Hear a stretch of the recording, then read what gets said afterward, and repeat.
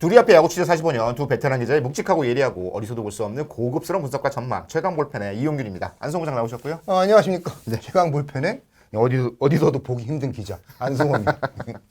롯데가 올해도 가을 야구가 좀 쉽지 않은 것 같습니다. 지난 6월 초까지만 해도 3강 구도였다가 내림세를 좀 바꾸지 못하더니 결국은 6월 말에 올 시즌 변화 중심으로 여겨졌던 배영수投手 코치가 2군에 내려가는 게 있었고 그 과정에서 뭐 항명이네 뭐네 이런 불편한 게 좀 있었더니 지난주에 서튼 감독이 사퇴했어요. 면목상으로는 이제 건강 때문에 사퇴한 거죠. 예, 그렇죠. 예, 근데 이게 사실 날벼락 같은 일이고 그렇게 기사 톤은 나오는데 롯데에 상당히 익숙한 상황이에요. 요맘때가 예, 되면 어디선가 맨날 봤던 거고 봤던 기사를 사실은 뭐 카피해서 다시 쓰는 것 같은 기분이더라고요. 이럴 때마다 해법이 맨날 누가 다음 감독으로 올 것이냐, 다음 프런트 리더 누구일 것인가 이런데 사실은 저는 조금 다른 접근이 필요할 것 같아요. 롯데가 무엇을 어떻게 바꿔야 되냐. 이 방향성을 다시 한번 생각해야 되고 문제의 출발이 이곳에서 가야 된다. 이런 생각을 하게 됩니다. 사실 최근에 롯데의 변화대로 보면 뭐 빠른 공 투수들을 젊은 투수를 많이 성장시켰고 그리고 야수에서도 세대 교체를 어느 정도 노렸지만 그것들이 잘 이루어지지 않은 측면들도 있고요.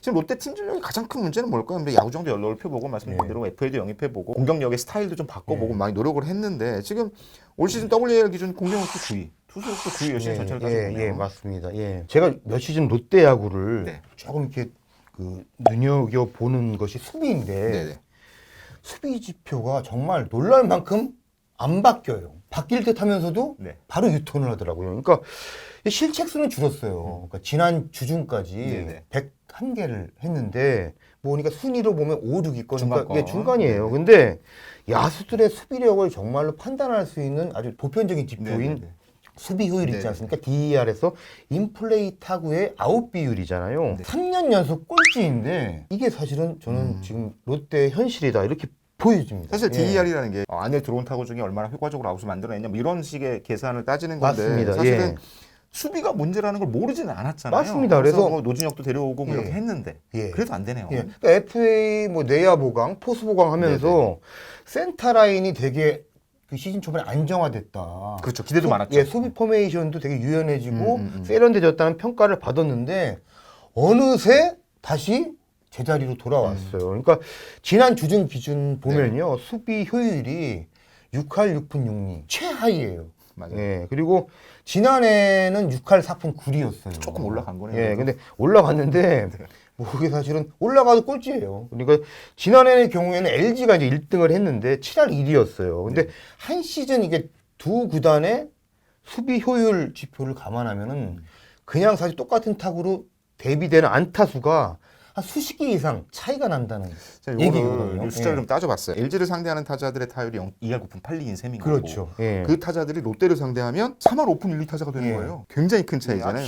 5.3% 차이인데 이게 단순히 계산하면 지난해 롯데가 허용한 안타가 1373개거든요. 근데 요 중에 5.3%를 계산하면 68개예요. 이게 KBO 리그의 이 단타에 대한 런밸류라는 게 있어요. 그러니까 런밸류라는 게 이 해당 이벤트가 나왔을 때 이것이 갖고 있는 득점 기대 가치 이 정도인데 대충 KBO 리그에서는 단타로 계산했을 때 0.51 정도가 돼요. 대충 0.5로 잡으면 이 68개가 모두 단타라고 가정했을 때 35점 정도 계산이 되거든요. 35점이면 이게 한 4승 정도로 왔다 갔다 할 수 있는 거예요. 4승이면 정규 시즌에서 엄청난 큰 차이죠. 플러스 마이너스 8경기가 될 수 있는 건데. 가을 야구를 가냐 못 가냐를 확연하게 가를 수 있는 그 정도 차이죠. 이게 제가 보니까 최근 지표도 한번 좀 봤습니다. 롯데가 지난 30일까지예요. 그러니까 8월 월간 성적이 9승 13패로 승률이 4할 9리 8위였습니다. 근데 팀 타율이 2할 8푼 1리 4위. 괜찮네요. 팀 평균 자책은 3.99 3위. 이것만 보면 최소한 5할 이상 승률은 하고도 남았어야 돼요. 근데 9승 13패. 예, 근데 9승 13패. 그러니까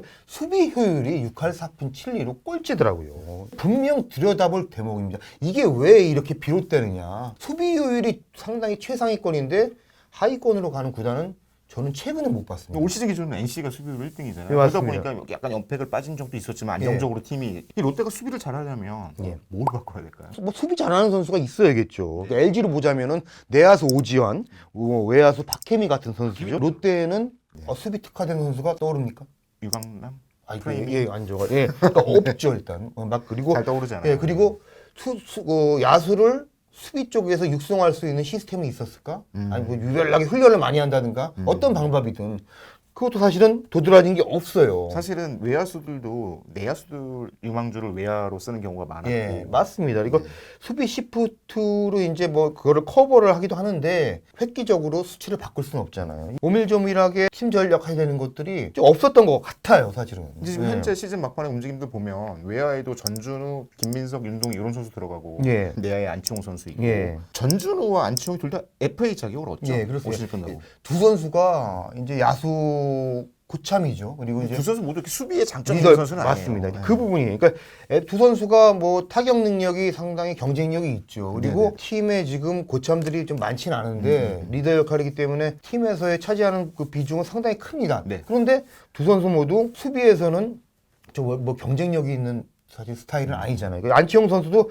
중임 타선을 지켜주고 있는데요. 지난 주중까지 보니까 1루수로 81타석을 나왔더라고요. 올해는요. 그러니까 2루수로 309타석 나와서 조절을 하고 있는데 장기적인 관점에서 보면은 롯데 입장에서도 2루수 내야 수비 강화. 내야수 강화해서 대안 이런 걸 찾아야 될다라고 봅니다. 그러니까 안치홍 선수랑 재계약을 준비를 하면서도 네. 안치홍 선수의 활용도 이런 거를 조금 이렇게 다변화해서 생각할 때 시점인 것 같고요. 전준우 선수는 뭐 지난 주중까지 지명타자로 300타석 나왔어요. 그리고 자익수로는 79타석만 나왔는데 사실상 지명타자죠. 네, 지금 네, 그렇기 때문에 선수 구성에 대해서 아마 좀 구체적으로 지금 준비를 해야 될 시점이다. 내년 시즌을 감안한다면 이렇게 보여지고요. 사실 윤동희 선수가 뭐 새로운 우익수로 등장했는데 수비력이 상당히 좋더라고요. 근데 아직도 좀 커나가야 될 부분이 있고요. 김민석 선수 또 젊은 자원이 어느 정도 그 성장을 할지 이게 롯데가 세밀히 하나하나씩 따져봐야 될 시점이다 이렇게 보입니다. 예. 제가 사실은 롯데 수비 관련해서 다른 팀 관계자, 수비 예. 전문 관계자에게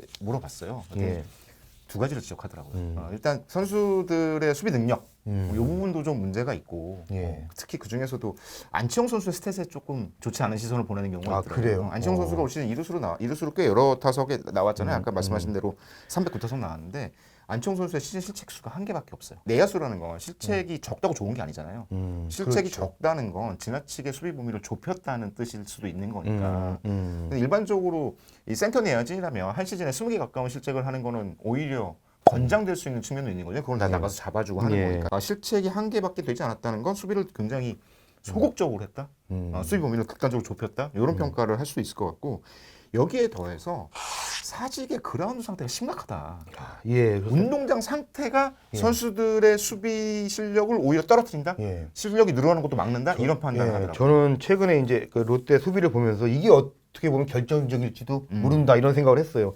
최근 사직구장 보면은 거의 그라운드가 비포장도로 같아요. 키움 이정호 선수도 지난 7월 23일이죠. 사직 경기에 다쳤는데 그 외야에서 이제 수비를 하다가 평소 스텝을 밟았는데 움직일 때 발목이 툭 들어가더래 밀리면서요. 그러면서 이제 이상 징후가 나타나면서 뭔가 시즌 아웃 되는 부상으로 연결이 됐는데 그 사직구장이 아주 보편성과는 좀 떨어져 있는 만큼 지금 나빠져 있다 이렇게 보여집니다. 그럼 예. 이정호 선수가 불운했다기보다는 다른 팀들도 그렇게 여기고 예, 있다는 그렇게 거죠. 여기고 있습니다. 근데 그라운드 관리가 어떻게 전문성이 없다는 얘기도 있잖아요. 사실은 그라운드 키퍼라는 게 있잖아요. 예, 예. 야구장을 관리하는 전문가들이 있는데 사직구장 같은 경우는 그 그라운드 키퍼의 전문성이 조금 떨어진다는 평가가 있잖아요. 예. 부산시에서 관리하는 측면들도 있고 그리고 게다가 롯데프런트가 이제 시끄러운 경우들이 많았잖아요. 이제 예, 최근 그렇죠. 10여 년 사이에 예. 그 사이에도 좌천되는 인사들이 구장 시설 관리 담당으로 가는 경우가 많았거든요. 뭐 이름이 떠오르기도 하는데 구단에서 좌천되는 인사가 가는 곳이다 보니까 구장 시설 관리에 대한 노하우가 쌓이지 않고 그것들이 그라운드 상태의 어떤 불안함 이런 걸로 이어졌다 이런 평가들이 있더라고요. 맞습니다. 이게 보면은 최근에 그 제가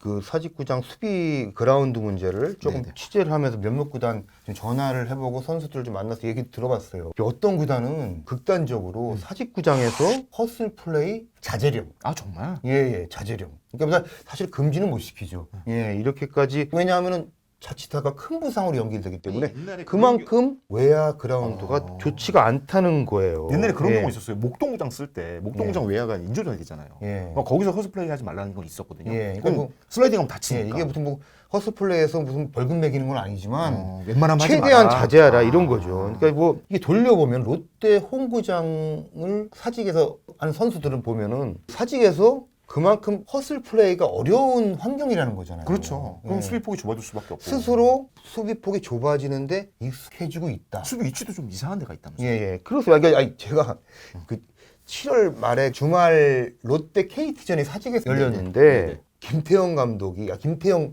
해설위원. 해설위원이 SBS 이제 롯데 얘기할 때 김태형 감독 중계하는데, 얘기하면 안 돼요. 예, 그래가지고 조금 지금 예민한 이름인가요? 예, 아주 일루수 고승민 선수의 위치를 얘기를 하더라고요. 왜 이렇게 앞으로 들어와 있죠? 막 그러더라고요. 오. 그때가 번트 상황이 아니었는데 왜 들어와 있냐? 김태형 위원이 그걸 다음 날 물어본 모양이에요. 내려가서. 예, 그래가지고 중계를 하면서 다음 날은 고승민 선수가 아니라 정훈 선수가 일루수로 나왔는데 제가 이제 뭐 TV 중계로 그날 경기는 봤는데 고승민 선수의 대답이 이랬대요. 그러니까 바운드 처리가 조금 어려워서 그라운드 사정이 관련이 있는 거죠.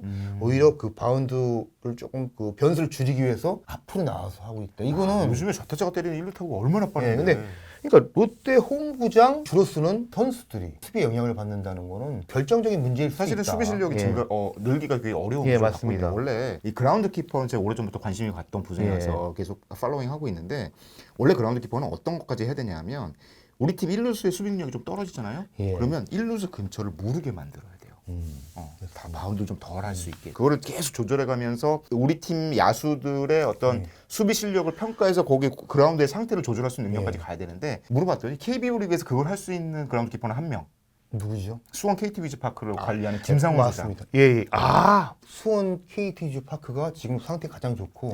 장난 아니에요. 예, 그분하고 친한가 보네요. 그분은 진짜 그분의 달인이에요, 달인. 그분의 수제자가 지금 문학구장에 있대요.